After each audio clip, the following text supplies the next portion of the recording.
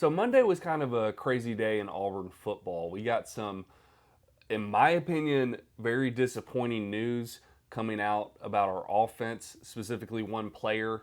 I'm sure you heard that Kobe Hudson, according to reports, including himself, it looks like he is being dismissed from the team. If you don't know, Kobe Hudson was Auburn's top receiver in 2021. So this is very concerning news because we don't want to lose our top receiver when we just lost our top three receivers in 2020 when we lost Seth Williams, Eli Stove, and Anthony Schwartz. And so now for a second year in a row, we could be losing our top three receivers again. For the 2021 season, our top three receivers were Kobe Hudson, Shedrick Jackson, and Demetrius Robertson. And, D-Rob's out because this was his 6th year, so he's gone. And then it looks like Shedrick, he could use an additional year because of COVID, but we don't know. So it looks like for sure we're losing two of our top three, possibly our top three receivers again. But let's go back to where this news is actually coming from.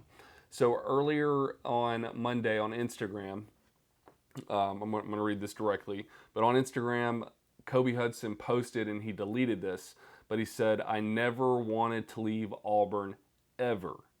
I was kicked off the team." So these are his words from Instagram. He also posted a letter to the Auburn family. I believe this one was also deleted. I did not get a chance to actually check this tweet to see if it was gone as well. Instagram post. On this one, he said, "To my Auburn family, my first 2 years of college have been nothing short of amazing. It was a dream of mine since an adolescence to play in front of Jordan-Hare. My whole motive when I came to Auburn was to be the best I could be on and off the field.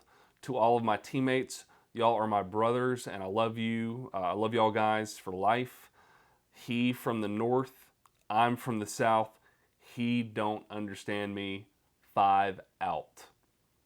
And it's that last part that is catching my attention, and that's given me a little bit of insight into what might have happened with Kobe Hudson. So that last part, and Christian Clemente actually tweeted this section of that Instagram post as well, where Kobe Hudson said, "He's from the north, I'm from the south. He don't understand me." That tells me that there was some friction between Kobe Hudson and Coach Harsin, because he's the one that's from the north. As far as what that friction might be, I'm really not sure. I've seen some stuff floating around, but I haven't seen anything confirmed. But it seems like, for whatever reason, Coach Harsin wanted him to do something or expected something from him, and Kobe Hudson just did not agree with him. And it sounds like they may have tried to work things out, and they could not, and Harsin told him to basically, "All right, you're done. I'm done with you. You're off the team." I'm sure there's a lot more details than that about what happened, but this was some abrupt news. How do you go from being the top receiver on the team to, we're done with you. Bye. You're kicked off the team. You've got to think, if you're Coach Harsin, there's got to be a good reason for doing that, because you're not just going to kick your top receiver off the team when receivers, a position we've been struggling with all season. I mentioned we lost our top three receivers in 2020. We're possibly losing our top three receivers again. Why would you voluntarily kick someone off the team? And so I imagine there's a good reason. And so the choice I'm making with this is I'm going to trust Harsin. I think there's always more to the story. There's more than we're probably ever going to know. I think that Kobe Hudson gave us enough information before he deleted these things that let us know that there was some friction between him and Harsin, whatever that might be. And from his point of view, he did not want to leave the team. He was kicked off of the team. So this was not a voluntary thing. He's not saying, hey, I just want to transfer. He's saying, I was kicked off the team and I wanted to play for Auburn. So I think Harson's got to have a good reason for doing that. Now, where do you go from here? Well, let me tell you just the stats, because I mentioned we're losing possibly our top 3 receivers. So Kobe Hudson had 44 receptions for 580 yards this season. Shedrick Jackson had 40 receptions for 527 yards. And D-Rob had 37 receptions for 489 yards. So who does that leave on our team if we were to lose all 3 of them? Like I said, it looks like we're losing 2 for sure in Kobe and D-Rob. But if we lost all 3 of them, including Shedrick, who's left at wide receiver? Well, that would leave our top receiver would actually be our tight end, John Shanker. Below John Shanker, we've got Javarius Johnson. Now, I do feel pretty good about him. So he did see some more playing time towards the end of the season, and he is looking like he's going to be a very good wide receiver for Auburn, so that is a positive. Javarius Johnson coming back. It looks like he's moving to receiver number 1. After him, Tank Bigsby was our next top receiver. So, guys, we got some openings. We've got some openings at wide receiver. Who's going to step up? Will it be Malcolm Johnson Jr.? Is it going to be Capers? Are we going to have one of these new guys that got recruited stepping in? We've got some possibilities, but I know if I'm one of these new recruits that's signing or already signed with the 22 class, I'm looking at this as, hey, there's actually an opportunity. I can see some substantial playing time this season.